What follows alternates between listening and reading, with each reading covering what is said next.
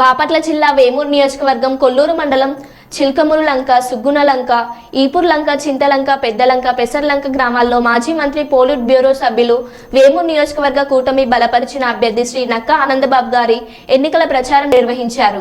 భారీ జన సందోహంతో ప్రజలు స్వాగతం పలికారు.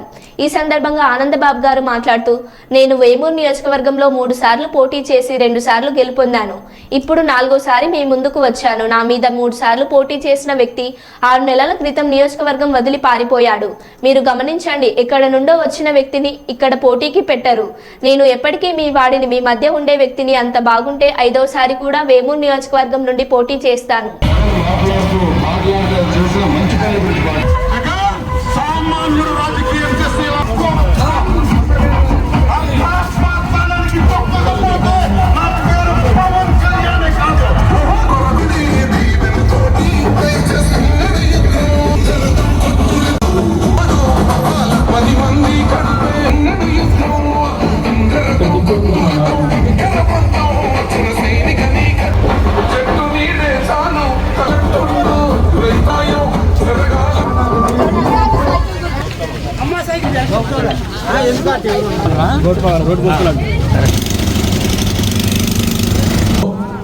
పవన్ కళ్యాణ్ గారి మద్దతు అవసరం ఉంది. విడిపోయిన ఆంధ్రప్రదేశ్ రాష్ట్రం 14 నుంచి 19 వరకు చంద్రబాబు నాయుడు గారి నేతృత్వంలో జరిగిన పరిపాలన ఒకసారి గుర్తు తెచ్చుకోండి. ఆ రోజు జరిగిన పరిపాలనకి గత 5 ఏళ్లలో జరుగుతున్నటువంటి పరిపాలనకి ఒకసారి బేరీజు వేసుకోమని చెప్పి మీకు గుర్తు చేస్తా ఉన్నా. ఇలా కక్షలు, కార్పణ్యాలు, అక్రమ అరెస్టులు, అవహేళనలు, అవమానాలు, ప్రతిపక్ష నాయకుల మీద కుట్రలు, కుతంత్రాలు తప్ప ఈ రాష్ట్రానికి ఒరిగిందే లేదు. జగన్మోహన్ రెడ్డి తన స్వార్థం తప్ప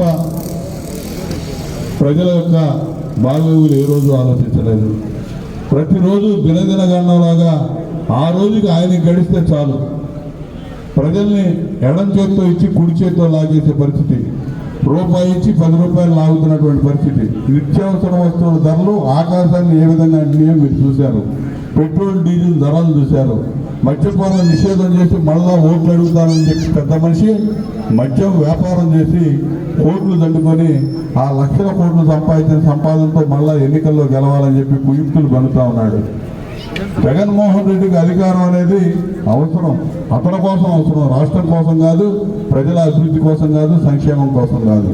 అతను శాశ్వతంగా జైలుకు పోకుండా ఉండాలంటే అధికారాన్ని అడ్డం పెట్టుకొని కేసులు ముందుకు పోకుండా సాగకుండా అడ్డుకోవడానికి ఆ అధికారం ఉపయోగపడతా ఉంది. అతనికి 12 సిబిఐ ఛార్జ్షీట్లో ముద్దాయిగా ఉన్నటువంటి ఒక నేరస్తుడికి ఈ రాష్ట్రాన్ని అప్పచెప్పడం అనేది మన దౌర్భాగ్యం. దాన్ని తగ్గట్టుగానే పరిపాలన చేస్తూ ఉన్నాడు. ఇలా చంద్రబాబు నాయుడు గారిని అక్రమ కేసులు పెట్టి ఏ విధంగా జైలుకి పంపించాడో మీరు అందరూ చూశారు. తను 16 నెలలు జైల్లో ఉన్నాడు కాబట్టి మచ్చలేని చంద్రబాబు నాయుడు గారి మీద మసిబుయ్యాలనే ఒక తాపత్రయంతో అక్రమంగా కేసులు పెట్టి జైలుకి పంపించాడు. అదేవిధంగా మరి జైల్లో ఉన్నప్పుడు జనసేన అధినేత పవన్ కళ్యాణ్ గారు మా నాయకుడు చంద్రబాబు నాయుడు గారిని పరామర్శించి బయటకు వచ్చి ఆ రోజునే తెలుగుదేశం పార్టీతో కలిసి నడవబోతా ఉన్నాం, ఉమ్మడిగా రాష్ట్రంలో ఈ శత్రువును ఎదుర్కొంటామని చెప్పి వారు ఏ రోజైతే ప్రకటించాడో ఆ రోజు నుంచి జనసేన కార్యకర్తలు, నాయకులు అందరూ కూడా తెలుగుదేశం పార్టీ శ్రేణులతో కలిసి పనిచేస్తా ఉన్నారు. మన నియోజకవర్గంలో కూడా, వేమూరు నియోజకవర్గంలో మరి అత్యధికంగా బహుశా రాజేష్ గారు నియోజకవర్గ సమన్వయకర్తగా, మండల స్థాయిలో నాయకులు కానీ, ఇక్కడ గ్రామాల్లో ఉన్న సర్పంచులు, ఎంపీటీసీలు, ఇతర నాయకులందరూ కూడా మొట్టమొదటి నుంచి కూడా వేమూరు నియోజకవర్గంలో బ్రహ్మాండంగా సహకారాన్ని అందిస్తూ ఉన్నారు. చంద్రబాబు నాయుడు గారు జైల్లో ఉన్న 53 రోజులు జరిగిన ఆందోళనలో మీరు కూడా సహభాగస్వాములై ఆ ఆందోళనలన్నీ కూడా నిర్వహించారు. మరి ఎట్టకేలకు మరి ఆయన బయటికి రావటం, ఇవాళ ఎన్నికలు దగ్గర పడటం, ఎన్నికలు దగ్గర పడ్డాక అనేక రకాల ఆందోళనలు కానీ అన్నీ మరి ఈ ప్రభుత్వాన్ని పారదోలటానికి అనేక రకాలుగా ఉమ్మడి కార్యక్రమాలు చేపట్టాం. ఇవాళ రాబోయే రోజుల్లో ఎన్నికలు ఇక 18 రోజులే ఉన్నాయి. 18 రోజులు కూడా ఒక యుగంలాగా మరి మనందరూ కూడా ఆలోచించాలి. ప్రతిరోజు ఎంతో విలువైంది. ఈ రోజున ప్రజలందరూ ఎదురు చూస్తూ ఉన్నారు. ఇక్కడ తెలుగుదేశం పార్టీ, జనసేన పార్టీ కార్యకర్తలు, నాయకులు కూడా అదేవిధంగా ప్రతి సమయం, ప్రతి నిమిషం ఎంతో విలువైందని వెచ్చించి రాజకీయం కోసం పనిచేసి ఇవాళ ఈ రాష్ట్రంలో మళ్ళా తెలుగుదేశం పార్టీ, జనసేన పార్టీల యొక్క కలయికని అధికారంలో తీసుకురావడానికి మీ వంతు కృషి మొక్కవని దీక్షతో చేయాలి, చేస్తారని చెప్పి మనస్ఫూర్తిగా నేను విశ్వసిస్తా ఉన్నా.